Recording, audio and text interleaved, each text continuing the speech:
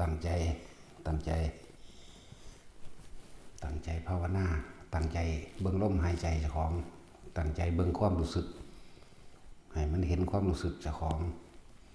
ความรู้สึกโดยอาการปิตินี่แหละมันความรู้สึกอย่างอื่นจะอยู่กับลมหายใจแล้วเข้าออกยินเอากำหนดเอาเฉพาะว่าคือเฮาสิเอาแค่เพาะรู้รับรู้ความรู้สึกในโพรงจมูกนี่สุดแค่ปลายคิ้วนี่แล้วก็มีความรู้สึกนิ่มนวลอยู่ตรงกลางระหว่างคิ้วนี่ให้เห็นความรู้สึกในกายเจ้าของแบบนี้แม้นว่าความรู้สึกอื่นๆสิซ่อนเข้ามาเอิ้นว่าแทรกซ้อนเข้ามาเพราะสมาธิเฮาใส่วิธีมื่นตาบ่ให้หลับตา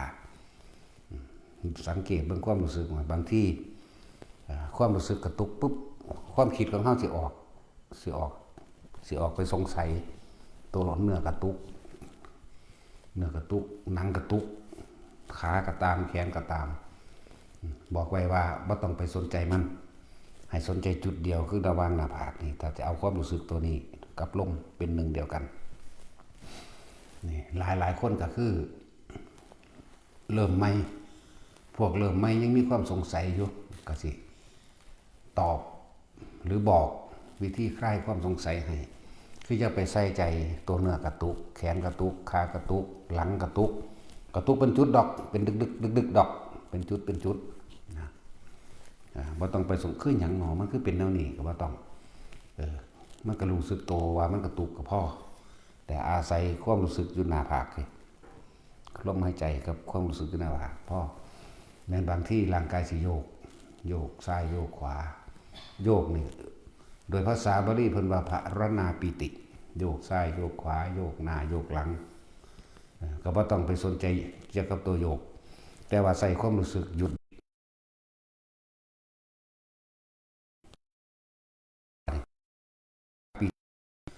ขนขี้ซ่อนหยังซ่อนความรู้สึกอยู่หน้าผากนี่แหละซ่อนอยู่เมืองนี้ลมหายใจนี่ก็น่วงอยู่คือกันอันนี้ก็มีความรู้สึกอยู่นะครับเหมือนกันคนลุกเวอร์ขึ้นมาก็บ่ต้องไปจับเอาตัวคนลุกว่าแม่นหยังซึ่งหลายๆคนก็เข้าใจว่าเขามาขอส่วนบุญมั่งว่าผีนั่นแหละขอส่วนบุญมั่งว่าญาติมามั่งเข้าใจว่าเทวดามาโมทนามั่งก็มี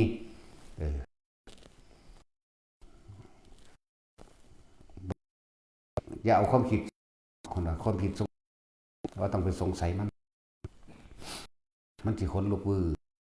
ลุกนั่นแหละตัวเขาจับลงมาลมเขาผีบางทีมันก็คนลุกก้อยตื่นเงือบหน้าหัวก็บ่ต้องไปสงสัยยังกับมันปล่อยมันมีแต่รู้สึกตัวยงสั่นตลอดนี่ครับมันกับคนฝึกใหม่กับมีเขามาถามใหม่เรื่อยๆเพราะว่าเป็นธรรมดามันก็จะมีอาการปิติหลายๆอย่างแทรกซ้อนเข้ามาพวกที่เป็นแล้วก็เข้าใจอยู่ดอกว่าเฮาก็ตอบก็คลายความสงสัยหลายแล้วก็ต้องเห็นใจไม่นำให้เข้าใจกันเขาบ่ฮู้ว่ามันเป็นหยังไรผิดหรือถูกแล้วสิแก้จังไดให้แก้ให้รู้สึกรู้แบบนี้แบบรู้ซื่อๆให้ไปแก้บ่ต้องอยู่หายใจกับอุณหภูมิปิติที่หนึ่งบางที่มันก็พระคุณทักติเรียกว่าขนลุกของสยองก้าวมาเฮาไปอยู่ตรงกลางกับลมหายใจเหมือนเดิมที่สองขัดนี้บางที่มันจุกอกตื่นตันปิติน้ำตาไหลก็ต้องแก้มันอยู่กับมันปิติที่ภารณาปิติโยกขวาโยกหน้าหลังโยกแบบนี้ที่จริงปล่อยโยกเลยบ่ได้บอกเรียนใดบอกมากนี่มันก็ไปพร้อมกันครับว่าเฮาที่ระงับมันอยู่ปิติที่สี่เรียกว่าอุปงโอกันติกาปิตินะโอกันติกาปิติบางที่มันก็เห็นแสงสว่างว่าขึ้นเลยก็มี บางทีมันก็แป๊บแป๊บแป๊บแป๊บเป็นคือสายฟ้าข้างขอบตาท่านนี่แหละแป๊บแป๊บแป๊บแป๊บข้างขอบตาบางทีมันก็ว่าเลยบางทีมันก็มงด้วยไกลๆมันเด้ลอยเข้ามาไกลมันไปมันออกมั่งบางทีมันก็เกิดคล้ายๆกับคือจังเฮาใส่หมวกนี่แหละแต่ว่าเรามีแสงสันๆค่าคืบนี่ดอกแจ้งไปค่าคืบก็มีมันแสงสว่างมันสิมีหลายเด้อบางทีถ้าพวกรับตานั่งในห้องหรือนอนในห้องเป็นแจ้งเบิดห้องสว่างเบิดห้องขึ้นรับตาอยู่มื่นตาต้องคิดออกนอกเลยแล้วนะถ้ารับตากับแย่อยู่หันแหละกินลึกเข้าไปก็นั้นแล้วก็หลับแล้วก็เรียกว่าอุปาปิติที่เป็นดุจดังว่าใจนั้นลอยขึ้นแต่ว่าส่วนมากแค่ความรู้สึกที่ลอยขึ้นซื่อใจมันลอยขึ้นหนึ่งเป็นดุจลอยขึ้นเพราะว่ากายนี้ยาวเขากันนั่งคือพื้นมันยืดขึ้นไปมันมีก่อนจะฝ่าอะไรลงไปเบิร์ดบางทีมันกับตัวมันอ้วนพอให้รู้สึกประเภทรับมื่นตาเบิ่งตลอดนั่นแหละเป็นยังคือที่ให้หายสงสัยว่าหรือไม่จริงก็เลยให้มื่นตาซะมื่นตาเห็ดมื่นตาก็เห็นได้เป็นได้คือกันนั่นแหละจึงบอกว่าสมาธิกับบ่แม่นการรับตาหรือลืมตาไม่ใช่ทั้งหลับตาและลืมตา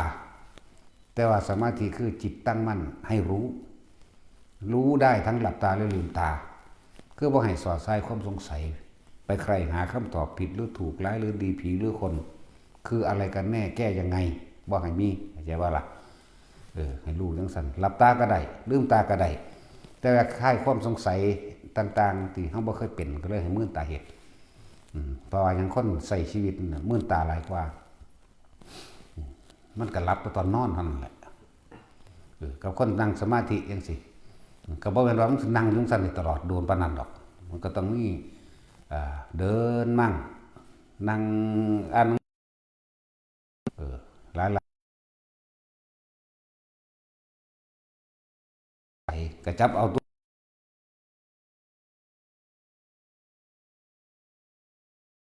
ไปเฮ็ดก็อาจจะนั่งดู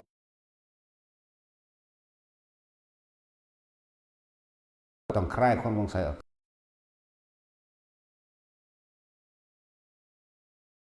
ในความรู้สึกเพียงทาง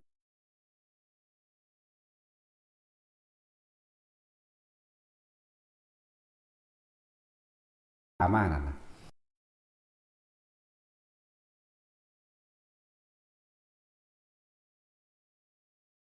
ไปหมายถึงคนถามมาเอาคำตอบดีหรือเสียมันเร็วเห็นบ่ล่ะเสียยังเพราะว่าบ่ตั้งใจลมหายใจอุณหภูมิหลายสมาธิแปลว่าจิตตั้งลืมตาหรือหลับตานี้เฉพาะที่เขาฝึกกันเฉพาะในสถานบ่ได้ผูกขาดว่าจะที่อื่นไม่ถูกบ่แม่นเด้อเฉพาะที่เขามาฝึกกัน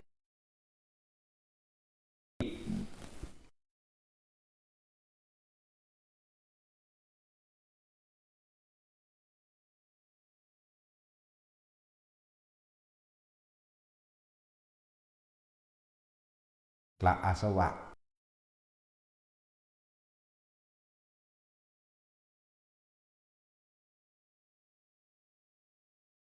นี่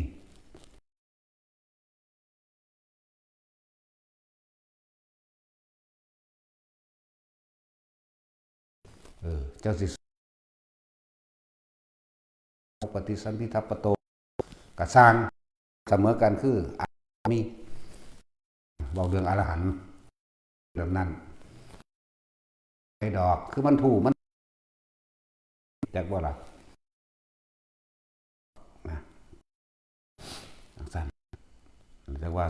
สำหรับเท่าสอนเท่าแนะนี่คือเอาแบบนี้จิตตั้งมั่นตั้งตรงไหนตั้งตรงกลางหน้าผากนั่นแหละเรียกว่าฐานที่ตั้งจิตก็ว่าจะจากความรู้สึกตัวเป็นหนึ่งจิตทำความรู้สึกตัวจุดใดจุดหนึ่ง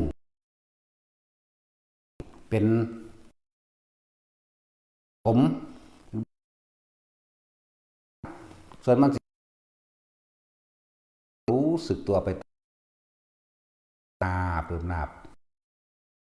หัวเดือกเดือกหน้าก็เป็นคือล่มหัวกุดบอนกลางหัวบางคนก็อยู่แบบหากเลยก็มีต้นไปก็มีก็ไม่ต้องสงสัยให้อยู่ในความรู้สึกนั้นถ้าทุกได้ตั้งมั่นเรื่องสีใดมันรู้สึกทั้งหานี่ที่มานี่บอกว่าสิคนทองสงสารก้าวตาไหลอิ่มในจิตใจปิดโยกหรือโกรธทางสิพานมาเลยจุดจับทางอยู่แล้วคิดนั่นแหละรวมใหญ่เพิ่ม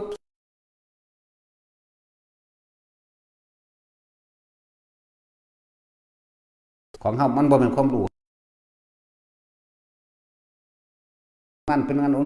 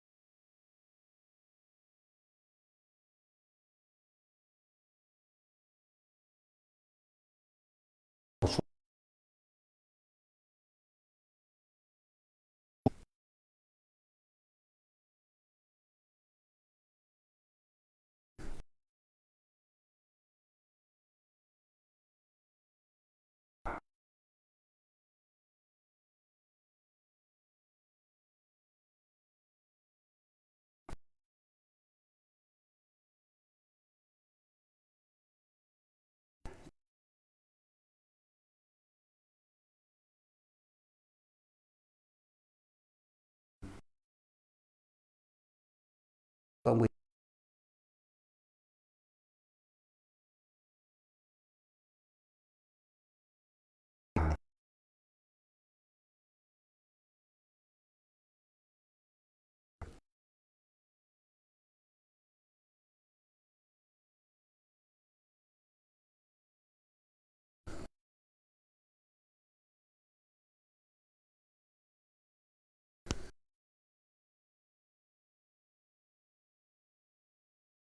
ได้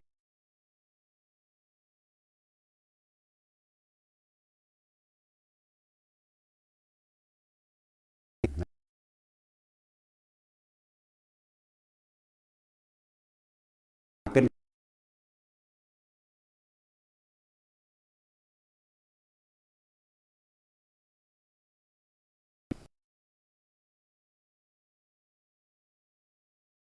นี่นะ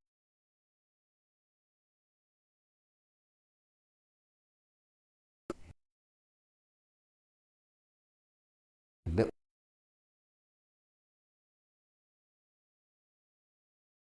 ว่า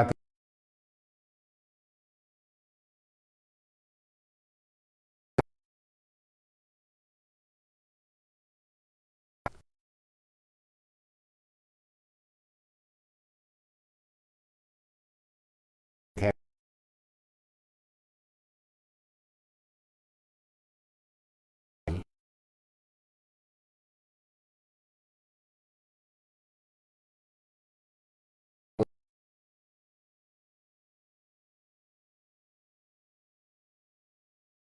ได้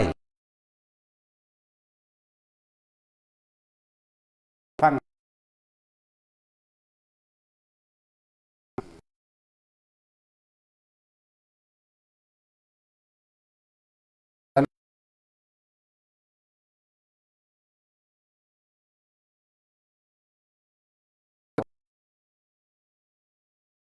แม่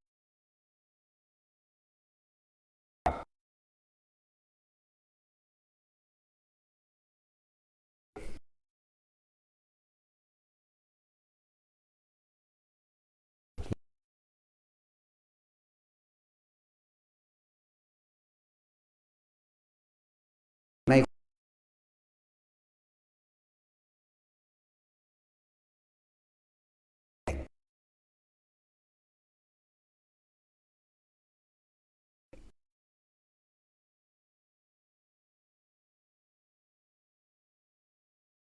กำ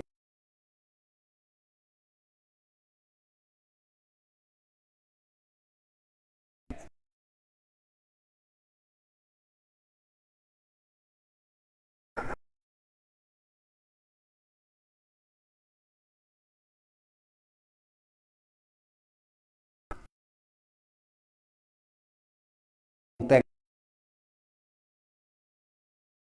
มัน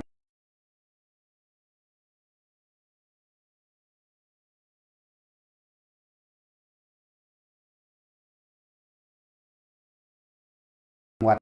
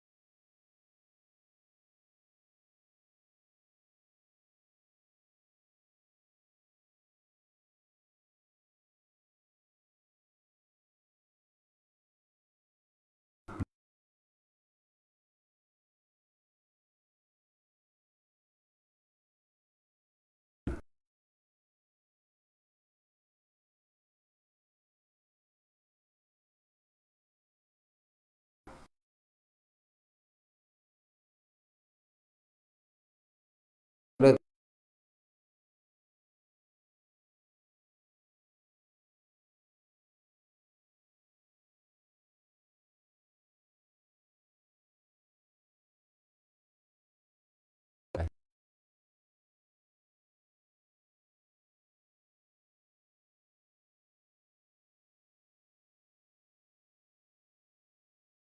เอา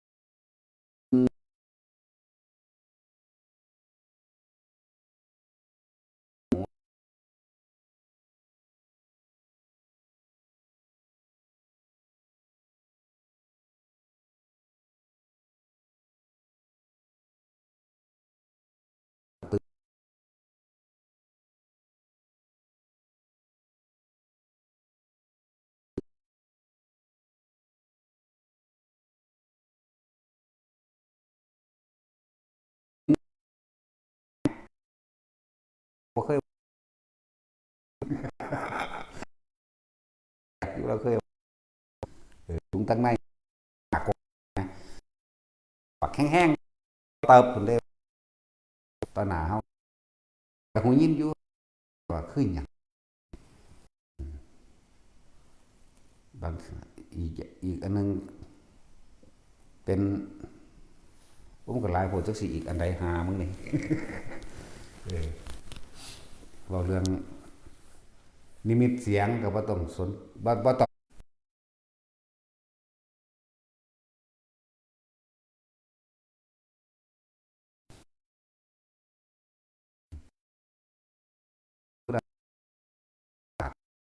เออ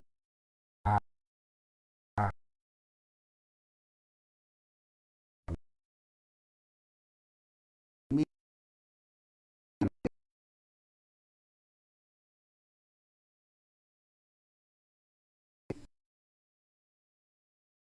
ก็จะก็มีข้อมูลก้อยสารพัดแต่เฮาก็บ่คิดนี่เฮาอยู่ผิดเข้าใจกับอุณาโลกอยู่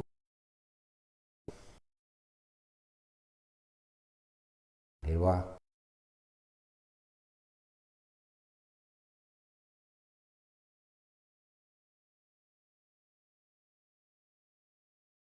อยากว่า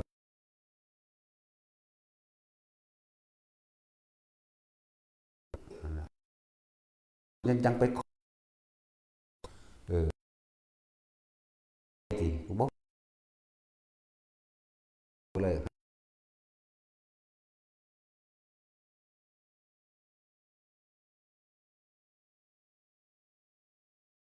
อารมณ์ความรู้บ่พอแย่ไม่แนวมื้อนี่เป็นเด้อ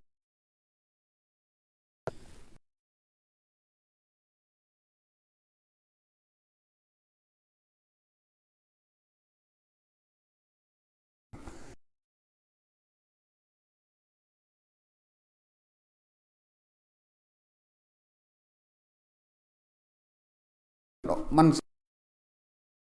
หลังว่าถ้าว่าฝนตกครับแหมบ่คิดนี่เดินอยู่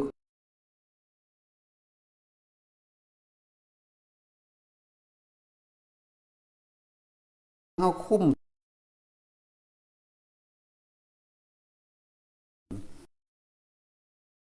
บ่ได้สิจับลมได้ล่ะเร็วๆเลยบ่ได้รู้สึกแบบ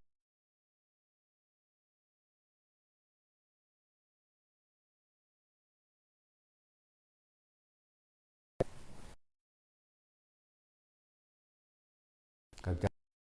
สื่อสารอีกนึงว่าสิเป็นล้างถ้วยให้รู้ว่าล้างกวาดบ้านให้ว่าเดินก็ดี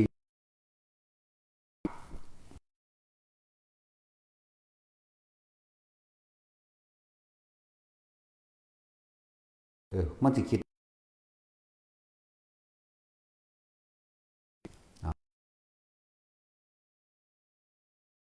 มันเป็นที่เล่นนะเอาตัวนะหัวกระซังอ่าอาสวาราล้างโลดเทียกับแม่นตาเนาะ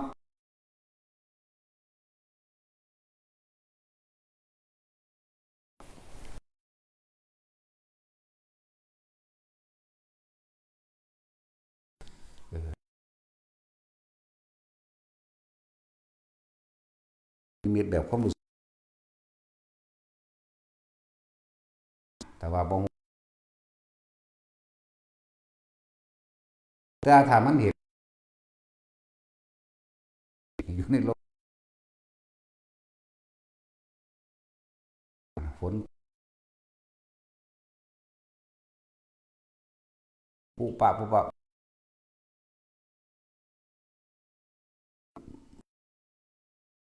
พระมาสะก่อนเลยครับมาเวอร์เติมลิ้นเขานะ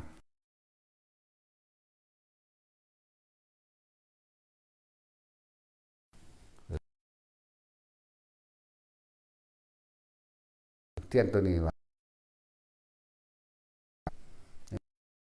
เทียนบดานะแต่เทียนขึ้นนั่นแหละล่ะมาคิดที่หลัง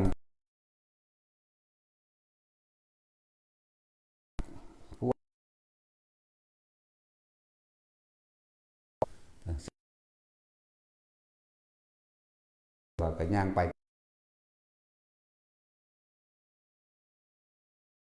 มาแล้ว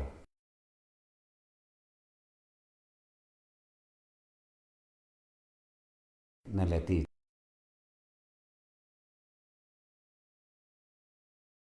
พบว่าละวัดว่าทบมีภาพมีทั้งเสียงมีทั้งกลิ่นตัวความรู้สึกท่านดีไหมเข้าควบคุม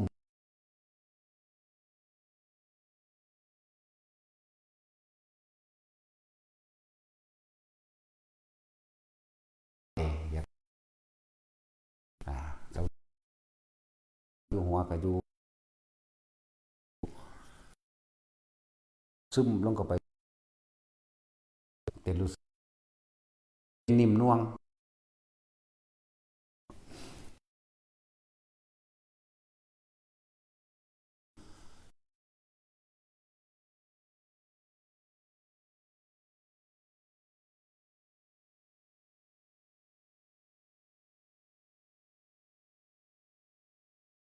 กันแบบสาร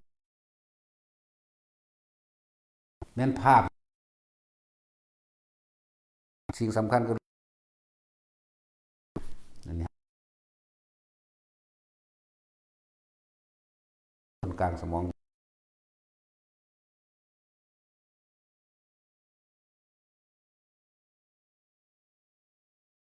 ที่คิดไอ้มันมาจับณความรู้สึกในกายของเองหูมันก็มีหน้าที่ได้ยินเสียงสิห้ามบ่ให้ยินก็บ่ได้เห็นบ่ล่ะ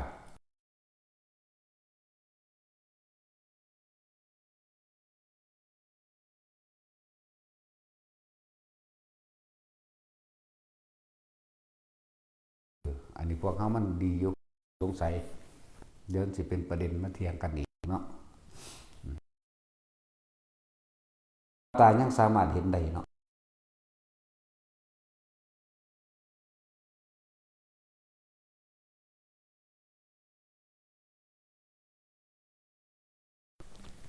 ลูกมันสิคุยกันหัวเราะ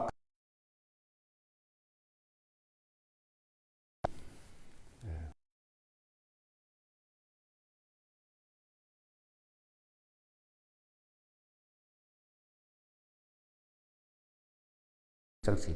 เฮาย่างไปเกินไปจังสี่คือกันเฮาถอยมานั่งเก่ามันก็อยู่คือเก่าว่ามันก็มีคนสองสามคนเอาดนฟื้นน่ะ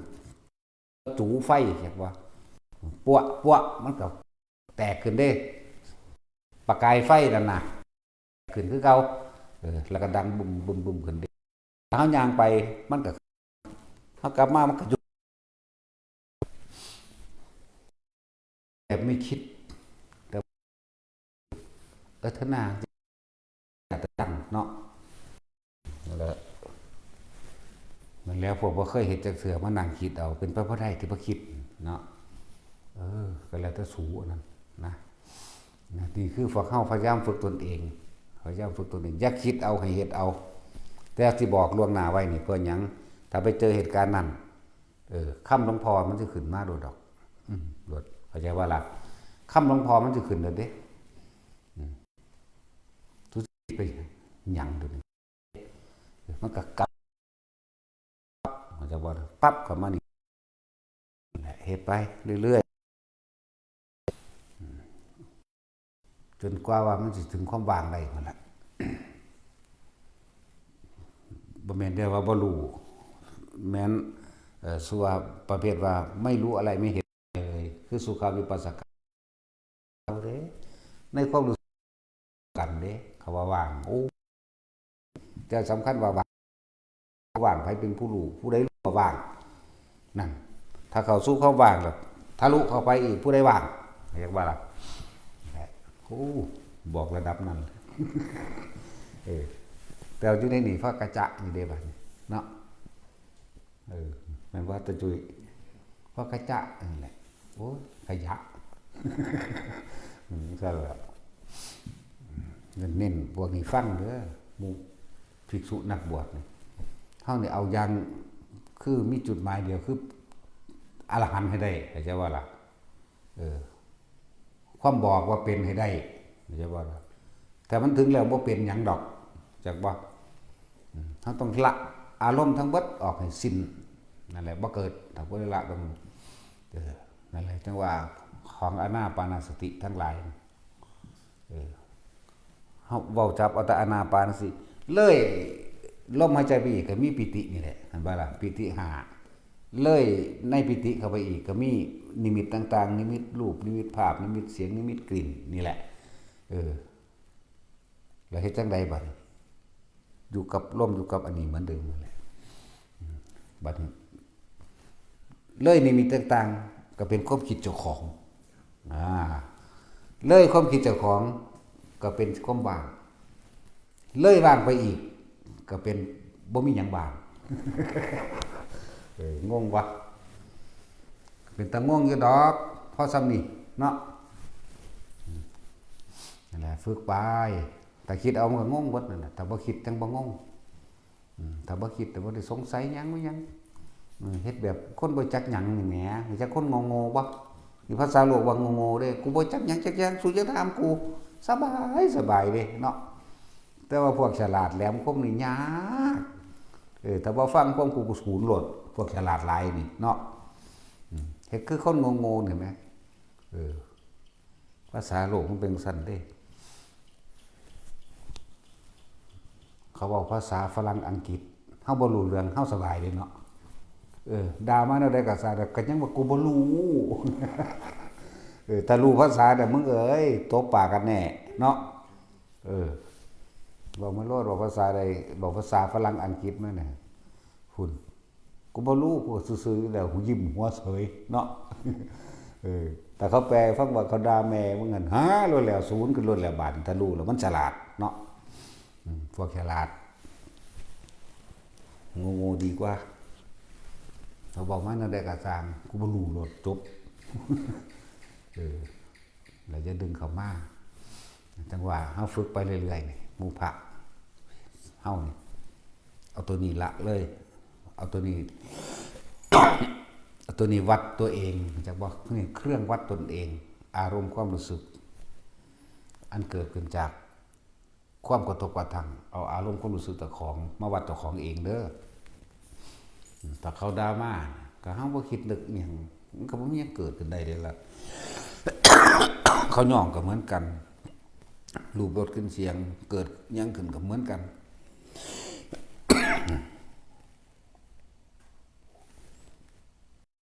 เหมือนกันคือบ่คิดเทียบเหมือนกันเฮาบ่ฮู้จัก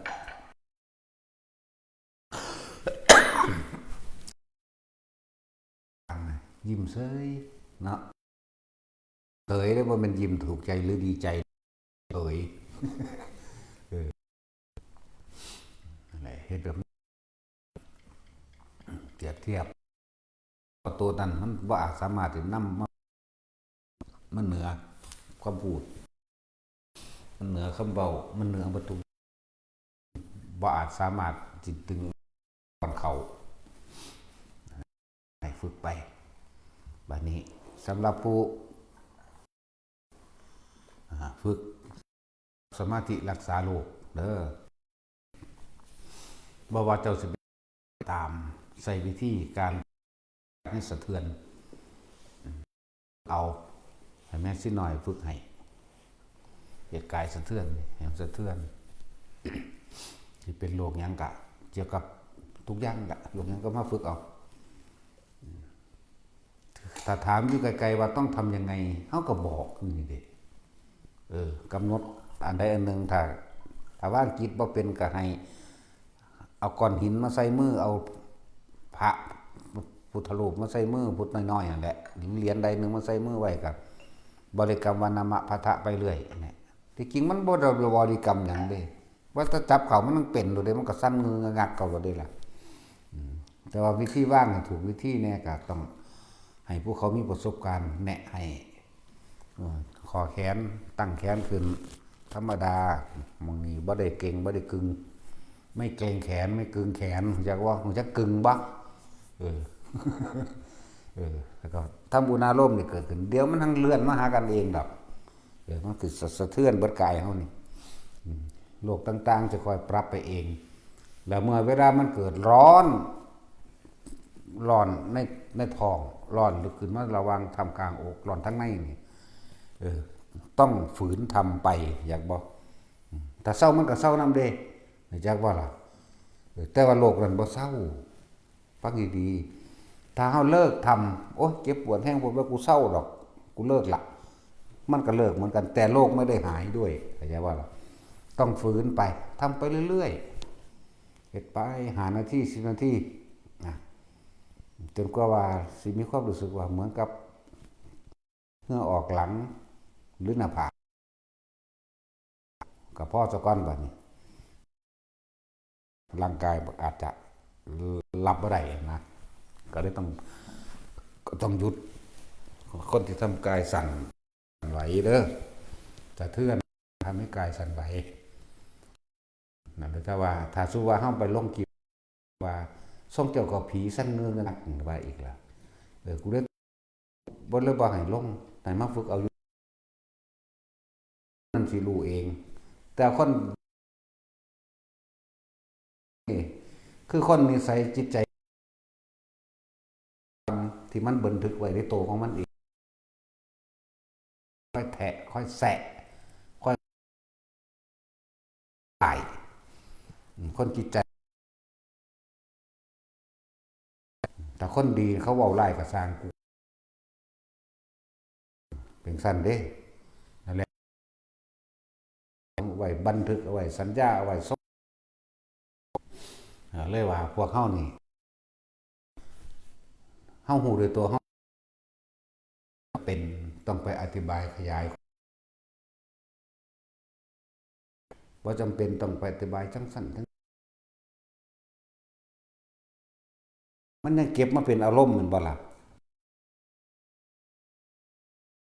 ในกันแท้ๆนี่มันก็ยังพอแห้งอยู่ขนาดเนาะภาษาหยังกับผู้เบิ่งอยู่ในบ่ล่ะเฮ็ดก็ได้มันก็มาจับอนุบาลก็ทำได้กูว่าหั่นนั่นบ่ล่ะเด็กอันนั่นคือคนบ่มีสัจจะนะบ่บักที่ว่าปานก็ทำได้กันมึงเล่นเอาแม่เด็กอนุบาลก็ทำได้ทุกไม่กูฮอดให้พ่อมึงเห็นเนาะเบิ่งรู้น่ะมันเลยอนุบาลนั่นแหละให้พ่อมึงเห็นเบิ่งเด้อพ่อมึงเฮ็ดเป็นบ่ล่ะโอ้ยลูกเขาอีกค่อยหมา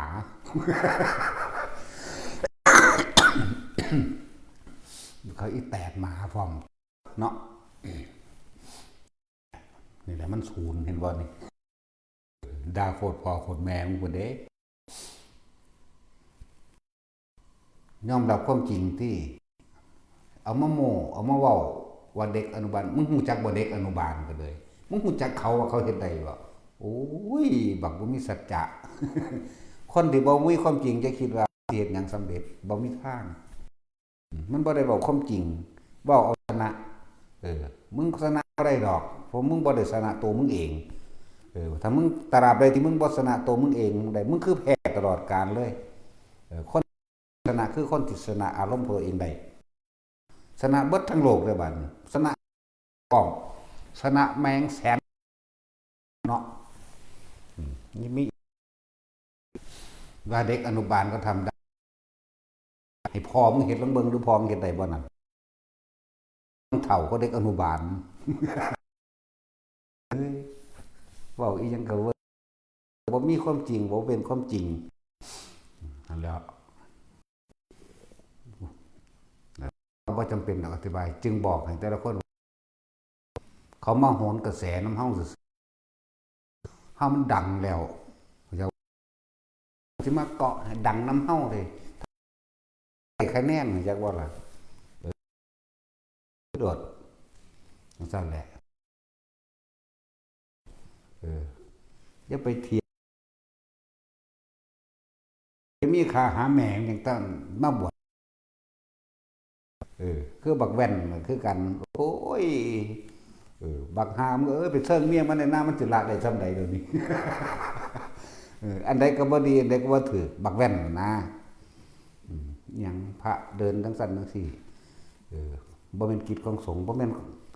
ก็มึงมายุ่งหยังกับสงฆ์มึงบ่แม่นสงฆ์มันโอ้ยบักแว่นจังซั่นแล้วเพิ่นว่าบ่มีในพุทธกาลบ่มีแม่มึงบอกพระพุทธเจ้าเวลาเพิ่นเสด็จเข้าไปพระอุยเห็นไหมล่ะอันนิมนต์เดินทางไปทั้งเบิด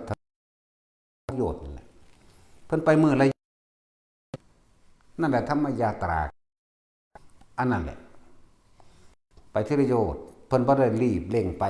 โดยทั้งอากาศก็บ่ไปเพิ่นย่างไปเพราะฉะนั้นเพิ่นเผยแพร่บ่ได้เผยแพร่โดยคำสอนคนที่แล้วเห็นอู้สิมันงามตาแน่เห็นบ่เขาย่างจังนั้นครับฝรั่งเขาบ่ได้รู้มีอาการห้องไห้ปลื้มปิติขึ้นมาได้มันงามตามันสงบมันตามันรู้สึกที่ภาคภูมิใจในหั่นแหละนั่นแล้วเขาคือมีมันยังใหม่ใจกับใจมันก็สัมผัสกันได้จังซั่นเด้อพระพุทธเจ้าเฮาสู่กรุงกับบริพัตรไปโปรดพญาไปโปรดพ่อไปโปรดเอาแม่โปรดเอานางพิมพาพระราหุลนี่แหละเพิ่นไปที่ลาโยธแล้วกันพักนี่เพิ่นก็แสดงธรรมเมืองนี่ครับไปพวกที่เห็นตามหนทางก็เกิดความปลื้มปิติขึ้นมาในใจตัวจังซั่นแหละบ่มีแมงบ่บักฮานแต่ของเองก็ถ้าว่าท่านได้บวชต้องยังมีเมียอยู่นะเอามาให้กูซะทางเยอะมึงกูจะมันมาโกนหัวนี่เนาะเอาแม่มันกล่าวมาให้ได้เอ้ยว่าได้ขึ้นกับแสะเบิดเพ่งจมูกไม่ใช่คำสอนพระเจ้ามันวายเฮาตะกี้เนาะมันก็เคยวายเด้โอ้ยลูกเขาอีแตกหมาแม่ว่าแม่ก็สร้างว่ายังเกินนั่นแหละหลายอย่างนะถึงบอกว่าอย่าตอบอย่าให้ฆ่าอย่าแช่ต่อคนพวกนี้สิโหนกระแสคนดังบ่คือเขาอันเอียงอัน walk of phrase ยังเขานั่นนะเดินเพื่อความสันติมันก็ไปโหนกระแสของเขาเด้อย่าเอามันออกนะผู้ใดก็เบิ่งอยู่หั่นก็เลยอย่าให้ฆ่ามันแหมบัดนี้มันก็สิมีคนเห็นนำเด้เพราะว่าคนเลวมันหลายเร็วๆคือมันนั่นน่ะเนาะมันหลายก็สิเข้ากันเอาไปมันเกิดมันจะได้ฆ่าอันเขาก็บ่รู้จักฆ่าอีแม่มันสิได้คะแนนหลายคนนิยมแหละอย่าไปสนใจวันนี้บอกให้พวกที่ฟังพระพุทธเจ้าเสด็จเมืองกบิลพัสไปกิโลมื้อนี้คุยกันไปแผ่ทำไปนำแล้วภิกษุผู้ติดตามเนี่ย 20,000 องค์บาดมันงามบ่ละบาดเนี่ยเอาเลี้ยงกันไป20,000พระพุทธเจ้าก็ว่าไปนั่นแหละโอ้ไปเด้พระอนุนบ่ทันบวชพระอนุนบ่ทันมีตอนนั้นมันสายที่ไหนมันก็นับบ่ถึงบำเพ็ญเพียรอยู่6 ปีสรุปแล้วคือพรรษาที่3ของการประสูติ แต่ประมาณนี้แหละมันดอกมานเนาะเป็นสาวก20,000 องค์พวกเขาเคยเห็นพระหลายปานนั้นบ่เด้องงามเป็นแถวงาม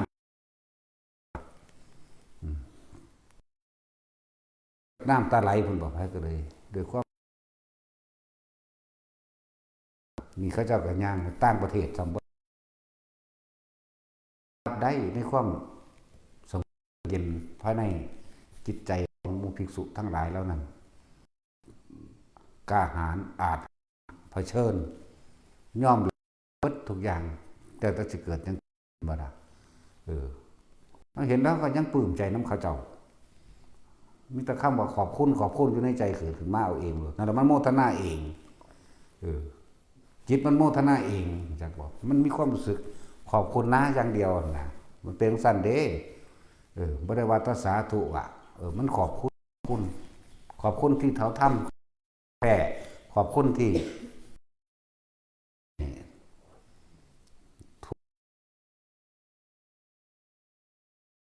มันกล่าวคำว่าขอบคุณแม้กระทั่งเขาเห็นในอันนี้ขอบคุณมันที่เป็นเด้ถ้าแนวบดีเขาว่าให้คามันดอก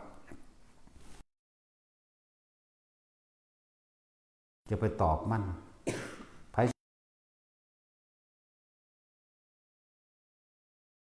ดีว่ามันเรียนดังออกมันว่าอย่าไปสนใจอย่าไปแช่ต่อจะไปอินันนี่นะบอกเธอเดียวบอกทั้งสี่แล้วก็แล้วไปโหลดจากว่าหลักอะไรจะไปทรงจิตออกนอกจะไปให้ค่าจะไม่ข้อมสำคัญผู้อื่นซ้ำให้กลับมาล้มหายใจกับตัวเองอยู่นี่บอกพอพวกทั้งหลายเหล่านั้นมันยังมีอารมณ์อยู่ว่าถ้าเขาด่าหลวงพ่อมันศูนย์กระโดดศูนย์เห็นอย่างเขาด่ากูเขาไม่ได้ด่ามึงเนาะกูบีจังโมโหแท้กูก็ด่าแมงขึ้นโหลดเพราะขากูขาแมงโหลดเนาะนั่นแหละให้มันตายออกจากถ้ำไปโหลดอย่างบ้านนี่บ้าล่ะพุทธเจ้าคนใส่คำว่าประหารเด้คนบ่สอนพึงฆ่าให้ตายเด้คือมาฝึกบ่ดีเพิ่นว่าฆ่าให้ตายบ่ฝึกคำว่าฆ่าให้ตายบ่เป็นไปปาดคอเพิ่นบ่ฝึกบ่สอนบางที่เพิ่นตื่นแต่ดึกๆเพิ่นไปคุยกับสำนักใดสำนักหนึ่งในอันนั้นบางเพิ่นบ่ตอบเรียกว่าหักศอกใส่เลยเรียกว่าเพิ่นบ่ตอบเพิ่นบ่สอนสมควรแล้วแหละที่เธอจะไม่รู้นั่นทั้งสี่เด้แล้วอันความจริงจะคนสิว่านักก็นั่นก็บ่ฮู้คนกันบ่กล้าเขียนว่าเพิ่นด่าเด้อท่านบ่ด่าติโมฆะบุรุษแม่นว่าซั่นโอ้ยพวกเลวก็คน โมฆะบุรุษแปลว่าจังได๋ซั่นพวกบ่แม่นคนแน่ด่าต้วนเว้ยเพิ่นทั้งมาดูแตกหมาโลดเด้บ่ได้สะอ่อนเด้ โอ้ยลูกเขาอีผีปอบมึงหล่นเอาจะมาทานซะ